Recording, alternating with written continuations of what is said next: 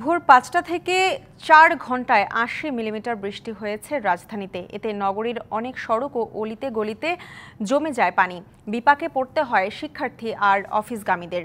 এদিকে বঙ্গোপসাগরে সৃষ্ট নিম্নচাপের ফলে বিভিন্ন স্থানে এ মাসে থেমে থেমে বৃষ্টির পূর্বাভাস দিয়েছে আবহাওয়া অধিদপ্তর।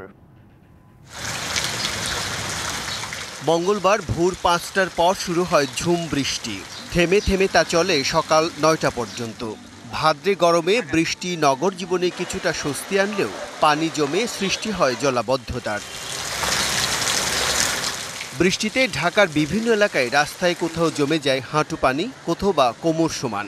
মিরপুর, কাজীপাড়া, শেওড়াপাড়া, মোহাম্মদপুর, ধানমন্ডি, আসাদ গেট সহ অনেক এলাকায় দেখা দেয় জলজট।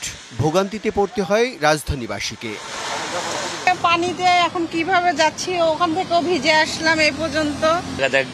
গাড়া গোপর থাকে, জায়গা গেছে দেখতে পারি হঠাৎ করে গাড়ায় পড়ে যায়। এই যে একটু আগে ইন্দিরা রোডের ভিতরে ঢুকছি, ইন্দিরা রোডের ভিতরে ঢুকছি, ওদের এমন জায়গা রয়েছে যে গাটার ভিতরে চাকা পড়ে গেলে সে আবার নামিয়ে আরেকজন ধরে উঁচু করতে হয়। বৃষ্টির কারণে জ্যামজট এত পরিমাণে বাড়ছে, আসলে গাড়ির থেকে হেঁটে যাওয়া এটাই মনে হয় আরো তাড়াতাড়ি গন্তব্যস্থলে পৌঁছানো সম্ভব।